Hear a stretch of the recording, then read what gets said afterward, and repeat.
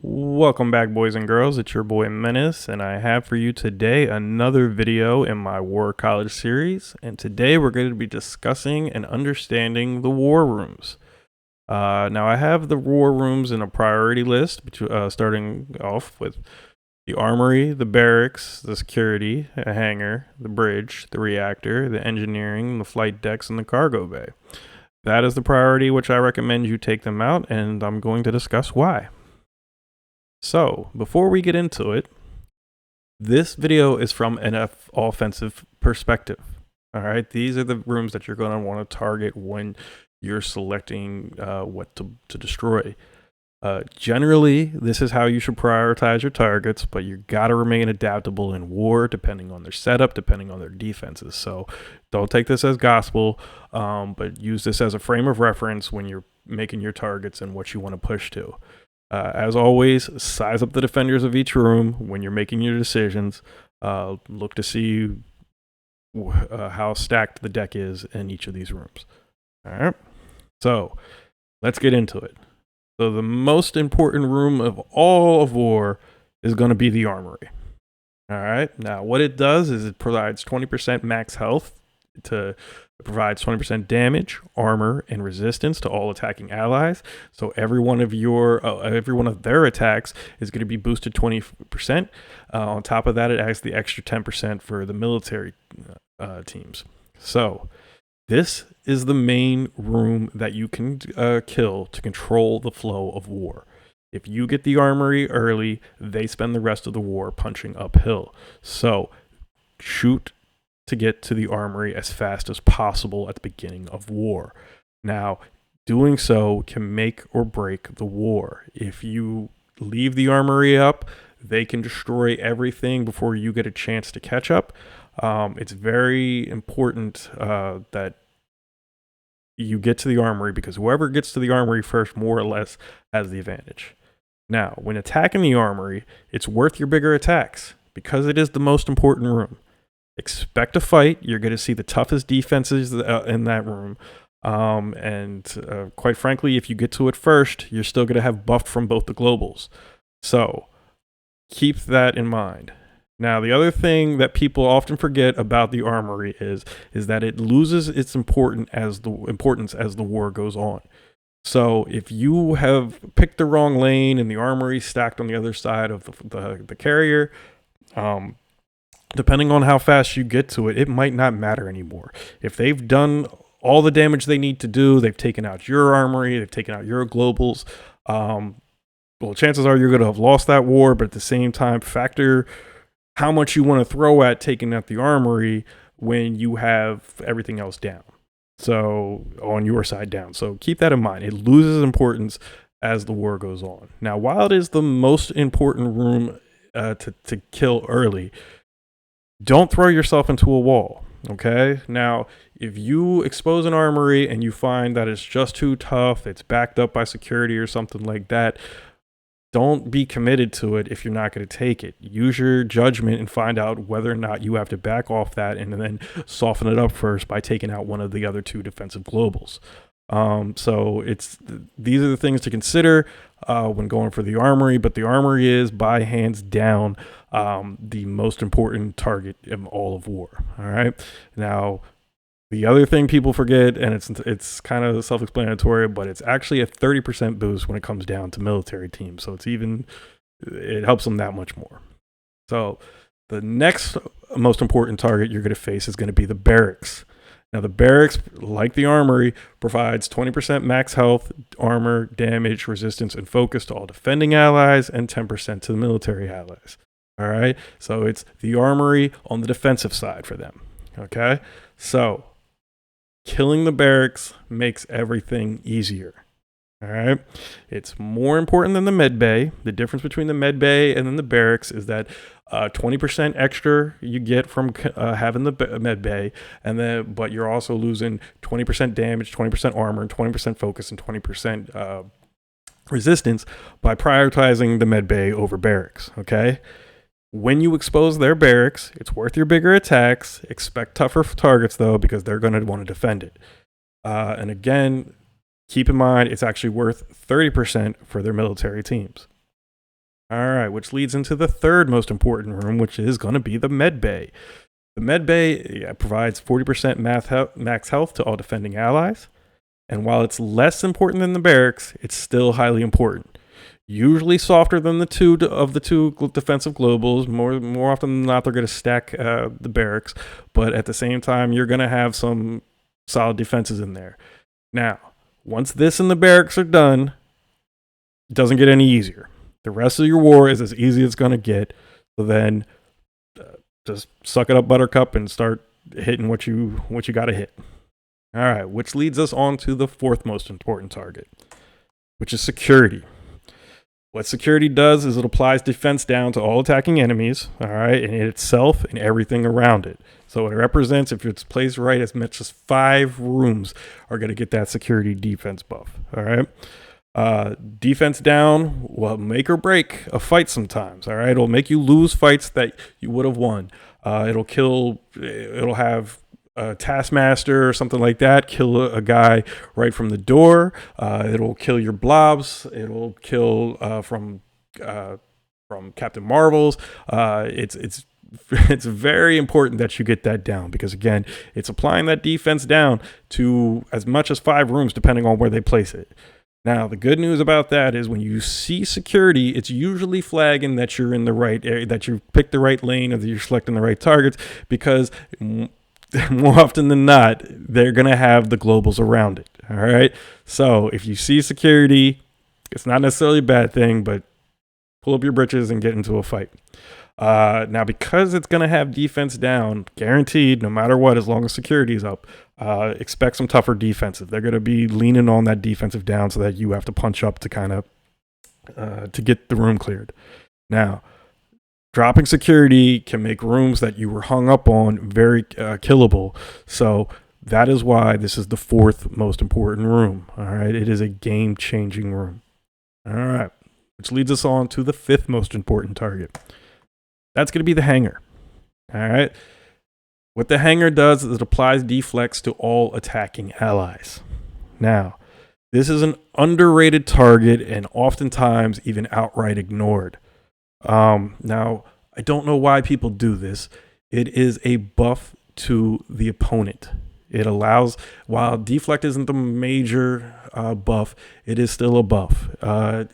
Ultimates and things like that won't hit as hard if there's a deflect on there, and basically deny them that advantage. It's worth it. It makes a fantastic. It's the second of the 2 globals helping your opponent. So another great thing about the hangar that you should consider is that it makes a fantastic secondary target if you're hung up. For your lower TPC guys who may not be able to take out their big defensive in the armory or something like that, flag the hangar as well. And what you're going to do is you're going to be hurting the opponent's offense, and at the same time, you're going to be making ground and targets and giving somebody like options on where to use their attacks. Now, if you expose it early, it's worth taking out. All right. Now, like I said, right from the door, anything you can do offensively to deny them an offensive buff early is going to be well worth it. All right. And like armory, if you get this later, it means less. So after this and the armory down, you have done all you can do to slow the opponent down outside of using your boosts. All right. But the main 2 things is dropping armory and dropping hangar, and then you've done all you can do. At that point in time, you control the flow of war on your side. All right? As fast as you hit determines how fast you win or lose. But you've done all you can do once those 2 are down. Which leads us on to the 6th most important room, which is going to be the bridge. All right? Now, the bridge applies counter to all defending allies, which is a nice little buff, nothing major. But one thing people don't often overlook about the bridge is that it does not hurt you at all remaining up. And it doesn't help you going down, outside of points, obviously. But strategically, overall, the bridge can stay up as long as you need it to stay, and you have lost nothing and have not helped the opponent in any way. Now, some things that everybody knows, obviously, is that the bridge is the most points, is worth more points than any other room, and it definitely needs to go. But it's often the lesser of the two defended rooms between the bridge and the reactor. And while it does have that counter debuff, it's relatively minor. It can hurt, but as buffs go, one counter is not the end of the world. All right, which leads us on to the sixth most important room, or seventh, I kind of forget now, but it's just going to be the reactor. All right. Now, the reactor applies disrupt to all attacking enemies. This is a game-changing debuff. All right. So it makes the reactor a dangerous target. If you have disrupt up, you're not going to get the buffs you would otherwise count on, and it kind of adds that X factor, as we all know. So be wary of the disrupt, but be extra cautious if it's stacked with security. So not only are you not going to have your buffs, you're also going to be defense down and hit twice as hard. That is a very common tactic to double up those buffs. So if you see that, just grit your teeth and bear it and punch right through. Now, like the bridge, it does not hurt you to remain up, and it doesn't help you to go down. And again, outside of points, that's not what we're saying, but strategically across the reactor can stay up until the very end, and you're not really losing much. All right. Now, while the reactor will be stacked because it has those two debuffs, it's going to have lesser defenses than the globals generally, all right? It's still going to have tough defenses, but it's going to have lesser defenses than your globals. So if you've punched through the globals, you're kind of out of the woods. So, but again, factor in that disrupt and factor in any other things about it. That's the next most important room, which leads us on to, I believe, number 8 on our list, which is going to be engineering. Now, engineering applies defense up to all defending allies. Now, what's important to consider about engineering now, not really dangerous anymore. All right. And back in the day, it used to be a decent buff to have defense up on the defending allies. But the problem with that is that most teams have defense up already built into them. So you're going to be facing that buff anyway. So it's really not the end of the world. There is one or two teams that still are going to benefit from the defense up, but they're not going to be the meta teams that you really have to worry about. So that's why this is so far down the list. You're not wrong to destroy it because it does boost those extra teams. But if you're going to destroy the engineering, do it to expose another target, not to make anything else necessarily easier, because, again, they're already going to have that defense built into it. Which leads us into the 9th most important room, which is going to be your flight decks. Now, why are the flight decks more important? Because they have no room effects. All right. They're easy points. They're usually the weakest defenses, and they provide no debuffs at all to you. All right. No buffs, no debuffs, nothing. It's just straight up fights. So these are the 9th most important rooms. Now, the least important room of all war from an offensive side is going to be Cargo Bay. Now, why is Cargo Bay the least important room of all of them? Because of what it does. It applies 8 positive effects randomly to defending allies. So you not only do you not know what the positive effects are going to be, you're punching into them. Okay, so they're buffed and you're not.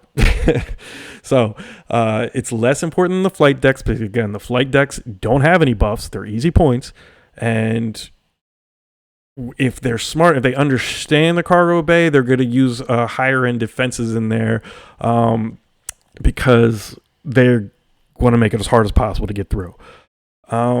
So if you combine this room with security or engineering, you're going to be fighting as many as 13 extra buffs, and that's 5 from the security and with the engineering, as well as the 8 random buffs that are out there. Now, seeing security when you're picking your target isn't necessarily a bad thing, because oftentimes, like I said, if they're smart, they're using it defensively. Seeing cargo bay, but they're using it defensively. But if they're using cargo bay defensively, that's basically all you want to do is just punch through. Leave this room up for last because it does nothing for you. It only hurts you to fight into it. Flight decks are better targets, and I'd leave this one. This is the lowest priority of all the rooms. All right, so that's my video on the priority of attacking rooms, and I want to thank you very much for watching. There's going to be more videos in this War College series to come. If you found this video useful, please like and subscribe to my channel. And if you have any comments or any questions or anything or suggestions on how I can make these videos better, please leave them in the comments. I would really appreciate it. And I want to again thank you for watching, and I hope you have a great rest of your day.